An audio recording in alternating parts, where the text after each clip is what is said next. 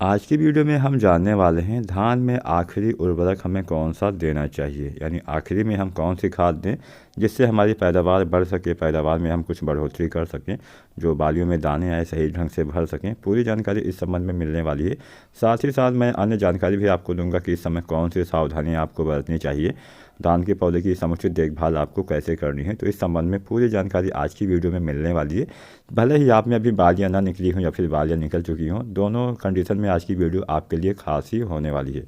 तो अगर चैनल पे नए हैं तो SRJ फार्मिंग चैनल को सब्सक्राइब कर लीजिएगा, और अगर आपका कोई भी सवाल हो तो नीचे आप कमेंट भी कर सकते हैं। तो किसान भाइयों, हमारे ऐसे बहुत सारे किसान भाई होंगे जहाँ पे अभी धान में जो बालियाँ हैं वो निकल ही रही होंगी, अभी फ्लावरिंग की स्टेज होगी। और जो फ्लावरिंग वाली स्टेज होती है ये काफ़ी नाजुक स्टेज होती है। अगर इस अवस्था में हम कुछ भी गलती कर देते हैं तो उसका सीधा असर हमारे धान के दाने भी पड़ता है, दाने का भराव सही से नहीं हो पाता है। तो सबसे पहले तो हम ये जान लेते हैं कि जब धान में फ्लावरिंग की स्टेज होती है तो हमें क्या नहीं करना चाहिए, कौन सी गलतियाँ हम कर देते हैं जिससे पैदावार पे उल्टा बुरा असर पड़ जाता है। तो जब आपके धान के धान के खेत में फ्लावरिंग वाली स्टेज हो तो उस समय आपको कोई भी खाद, कोई भी दवाएं, कोई भी चाहे फंगीसाइड हो, कोई भी चाहे कीटनाशी हो, इसका इस्तेमाल उस समय नहीं करना है। अगर आप इस समय करते हैं तो जो पोलिनेशन होता है, जो परागण होता है वो सही से नहीं हो पाता है, जिससे जो फूल से फल बनने वाली प्रक्रिया है वो बाधित हो जाती है। यानी फूल से जो दाने बनते हैं, दाने का भराव नहीं हो पाता है, जिससे आपके दाने खाली रह जाते हैं और उत्पादन पर भी काफ़ी बुरा प्रभाव पड़ जाता है।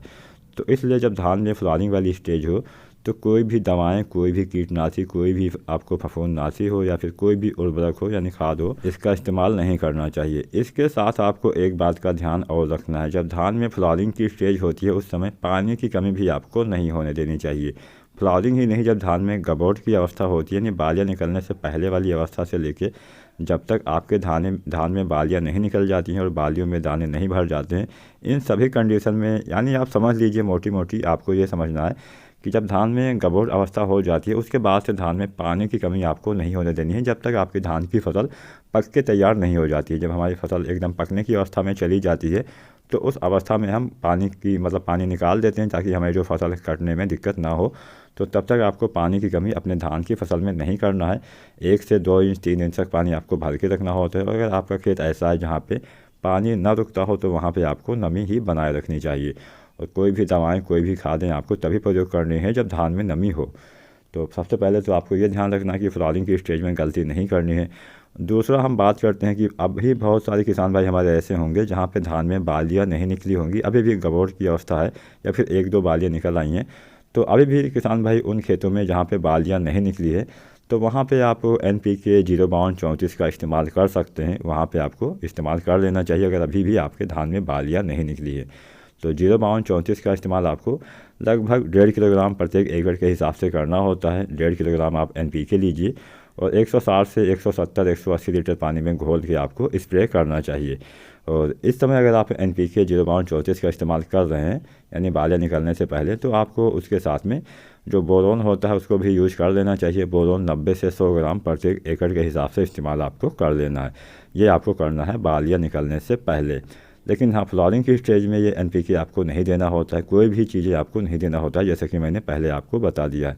अब हम आगे क्या करें, जब हमने गबोट अवस्था में, अभी तो बहुत सारे किसान भाई ऐसे होंगे जहाँ पे बालियाँ निकल रही होंगी, तो अगर जैसा कि वीडियो में आपको दिखाई दे रहा है, अगर इतना आपकी बालियाँ निकली हैं तो समझ लीजिए अभी फ्लावरिंग की स्टेज है, आपको शायद फ्लावर फीस के नज़र आ रहे हों। तो जब फूल वाली अवस्था होती है यानी इस अवस्था में आपको कोई भी NPK, कोई भी दवाएँ का छिड़काव नहीं करना है। अभी आपको शायद दिखाई दे रहा हो, इसमें फ्लावर्स जो है वो नज़र आ रहे होंगे। तो अगर आपके धान के पौधे में कुछ ऐसा कंडीशन अभी है तो आपको कुछ भी नहीं डालना है, कोई भी दवाएं, कोई भी कीटनाशी, कोई भी फफूंदनाशी का इस्तेमाल नहीं करना है। केवल नमी आपको बनाए रखनी है। खेत में पानी नहीं है तो तुरंत ही आपको पानी की सिंचाई कर देनी है। तो सबसे पहले तो आपको यही करना है। अब जब धान में बालियाँ हमारी निकल जाती हैं, फ्लावरिंग की स्टेज के बाद से हम इसमें NPK जो आता है NPK 0050 इसका इस्तेमाल कर सकते हैं। और यही समझ लीजिए आपका अंतिम जो उर्वरक है वो हो जाता है। लास्ट स्प्रे हम करते हैं NPK 0050 का। अब बहुत सारे कमेंट ये आते हैं कि क्या हम पोटाश डाल सकते हैं। किसान भाइयों, जो हम खाद ज़मीन में देते हैं उसका असर काफ़ी लंबे समय तक होता है, आप सभी को तो ये पता ही होगा। तो जो हम ज़मीन में देते हैं उसका असर लंबे समय तक होता है, लेकिन हाँ, उसका असर होने में थोड़ा सा टाइम लगता है। जैसे मान लीजिए अगर आप कोई चीज़ छिड़काव माध्यम से पौधे के पत्तियों पे देते हैं तो वो पौधे तक बहुत ही जल्दी पहुंच जाता है, समझ लीजिए 3-4 घंटे में ही पहुंच जाता है। लेकिन जो हम जड़ों के माध्यम से देते हैं वो पहुंचने में थोड़ा सा टाइम लग जाता है। और मेरे हिसाब से इस समय जब धान में बालियाँ निकल जाती हैं उस समय आपको पोटास खाद डालने की आवश्यकता नहीं है, क्योंकि लंबे समय तक हमें इसमें पोटास नहीं चाहिए होता है। केवल जब तक हमारे दाने का भराव नहीं हो जाता है तभी तक हमें इसमें पोटास की आवश्यकता होती है, और तब तक हमारा जो एनपीके है वो काम कर देगा।